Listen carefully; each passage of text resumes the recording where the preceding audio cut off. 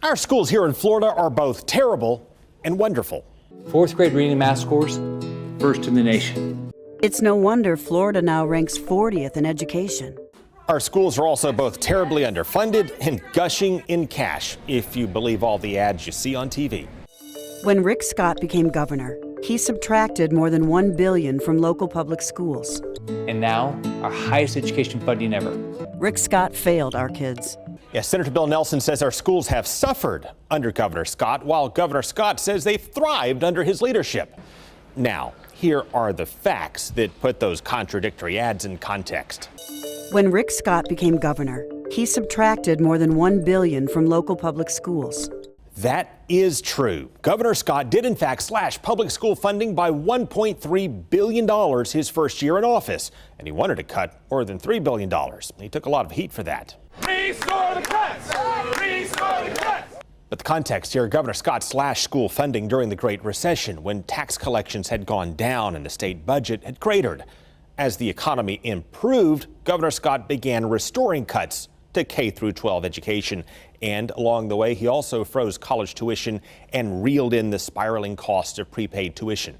And now, our highest education funding ever.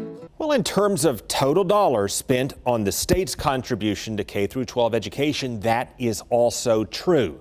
Today, Governor Scott is in fact spending more than Florida ever has on our schools.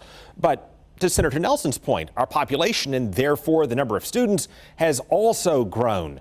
And when you adjust for inflation, per student funding is still lower today than it was in 2007, 2008, before Rick Scott took office.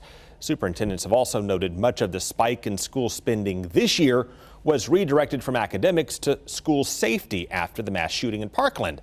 And meanwhile, the nation's largest teachers union ranks Florida 41st in the nation in funding per student. It's no wonder Florida now ranks 40th in education. Well, keep in mind different groups rank the states on their quality of schools in different ways. Nelson is citing the U.S. News and World Report rankings that do place Florida 40th in the nation in pre-K through 12 education. High school AP classes and college education, both ranked first in the nation. The funny thing is, Governor Scott is also citing the U.S. News and World Report rankings because U.S. News and World Report ranks our pre-K through 12 schools near the bottom and higher education at the top. As for the AP classes, Florida may lead in the number of students who take those tests, but not in how well they perform on those tests. Let's continue. Fourth grade reading and math scores, first in the nation. Now, that is not true, according to national assessments and the U.S. Department of Education's Nation's Report Card. While Florida may lead in the progress it's made, it is not in first place in fourth grade reading or in fourth grade math. Eighth grade reading, first.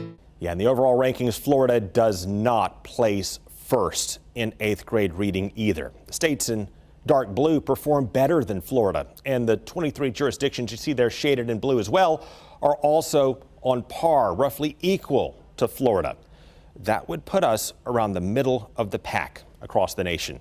So keep all of that in mind as you watch the ads, and remember how both sides tend to cherry pick stats that support their claims and arguments. Meanwhile, we'll continue to fact check their ads and put them in context in the coming rounds of Money, Power, and Politics.